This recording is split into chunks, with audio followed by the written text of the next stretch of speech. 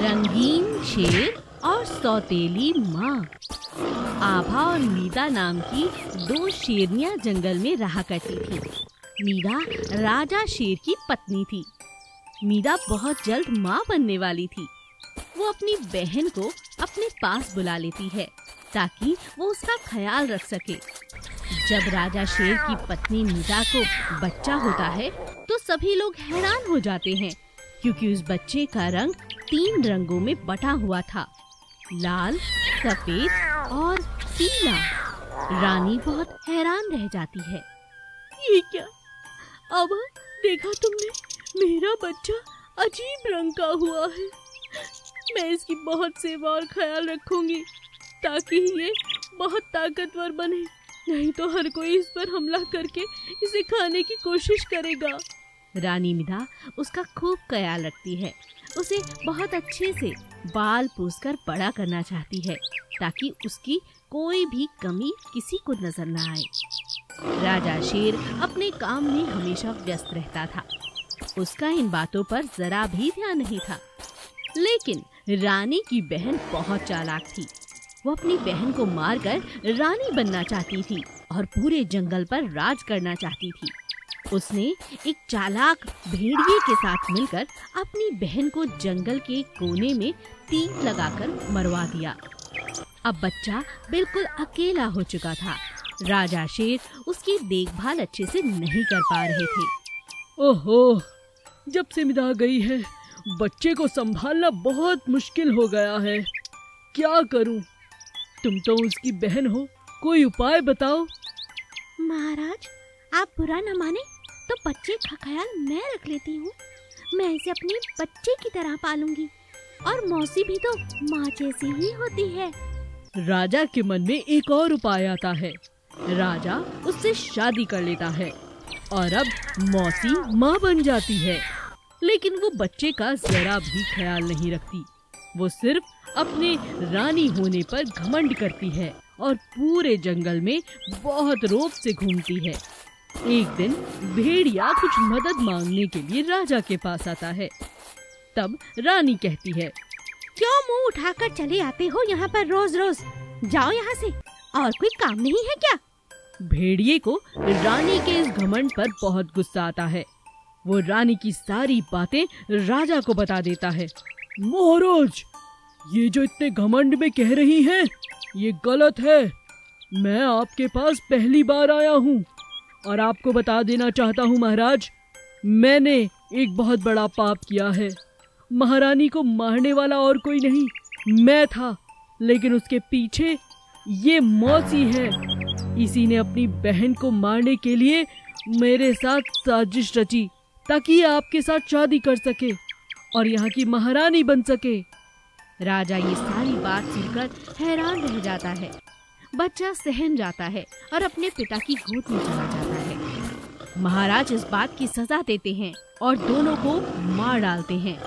मेरे बच्चे, न जाने तूने भी कितना कुछ सहा होगा, मुझे माफ कर दे। राजा अब बिल्कुल बदल चुका था। वो अपने बच्चे का ख्याल खुद रखना चाहता था, ठीक वैसे ही जैसे वो अपनी प्रजा का रखता था। गाय का साइकिल रेस। प्रेरणा अपनी प्यारी सी गाय को लेकर पास वाले मेले में जाती है। गांव के पास ये मेला खास तौर पे जानवरों के लिए रखा गया था। वहाँ पर जानवरों की बहुत सी प्रतियोगिताएं, उनके खाने पीने की चीजें और बहुत कुछ उपलब्ध था। प्रेरणा अपनी गाय के साथ पूरे मेले में बहुत मजे करती है। कभी वहाँ पर आइसक्रीम खाती है, कभी अपनी गैया को नए नए तरह के पकवान खिलाती है। तभी अचानक वो देखती है कि एक साइकिल प्रतियोगिता हो रही है और जहाँ पर ऐसी घोषणा हो रही थी कि सुनो सुनो सुनो, आसपास से आए हुए गाय और उनके मालिकों, बहुत गौर से सुनो। आज की ये प्रतियोगिता बहुत खास है। हमारे पास बहुत बढ़िया कंपनी की साइकिल हैं। इस बार हम गाय के साथ साइकिल की प्रतियोगिता करवाएंगे। सभी लोग ये बात सुनकर हैरान रह जाते हैं। तभी प्रेरणा उस आदमी से पूछती है, अरे अरे भैया, कैसी बातें कर रहे हो? गाय कोई साइकिल चलाती है भला? कैसी अजीब बात कर दी आपने। अरे अरे अरे शांत हो जाओ प्रेरणा, ध्यान से सुनो मेरी बात।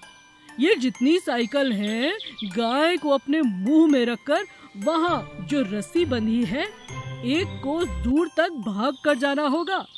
जो गैया के मुंह में साइकिल रह गई तो वो साइकिल तुम्हें मिल सकती है। अरे सच? अरे अरे गैया, ये प्रतियोगिता तुम जीत जाओ। स्कूल जाने में तो मुझे बड़ी तकलीफ होती है चलने पर। कभी कभी बरसात भी हो जाती है।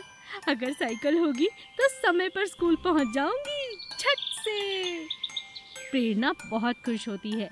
प्रतियोगिता में और भी गायें थी जो बहुत हट्टी कट्टी और तंदुरुस्त दिख रही थी। प्रेरणा थोड़ी सी घबराती है, मगर वो अपनी गैया के कान में कहती है, सुन मेरी गैया, अगर हार भी गई तो कोई बात नहीं, परेशान मत होना। साथ वाली गाय को देखकर तो मुझे घबराहट ही हो रही है। तुम तो उसके आगे कुछ भी नहीं, इतनी हट्टी कट्टी है वो। प्रेरणा की गैया बहुत समझदार थी। वो चुपचाप मुस्कुराती है और प्रतियोगिता में भाग लेने के लिए बहुत उत्सुकता से आगे बढ़ जाती है। जैसे ही प्रतियोगिता शुरू होती है, शुरुआत में तो प्रेरणा की गैया बहुत पीछे रह जाती है, लेकिन धीरे धीरे उसकी दौड़ बढ़ जाती है और वो प्रतियोगिता जीत जाती है। प्रेरणा की खुशी का ठिकाना नहीं रहता। अरे वाह मेरी गैया, कमाल हो गया, हमें नई साइकिल मिल गई। सच में तू सबसे अनोखी, सबसे सुंदर और सबसे शक्तिशाली है। कपटी कौआ। एक जंगल में चीनी नाम की एक चिड़िया रहा करती थी। वो बहुत ही दयालु थी और भोली भी थी। सभी पर विश्वास बहुत आसानी से कर लिया करती थी। जंगल के सभी जानवर और पशु पक्षी उसकी बहुत इज्जत करते थे, उसे बहुत प्यार करते थे। एक दिन जब वो कहीं जा रही थी तो अचानक अपने पेड़ के पास जहाँ उसका घोंसला था, उसने एक कौवे को देखा जो कि उठ भी नहीं पा रहा था और मदद के लिए पुकार रहा था। बचाओ बचाओ, कोई है? मेरी मदद करो। अरे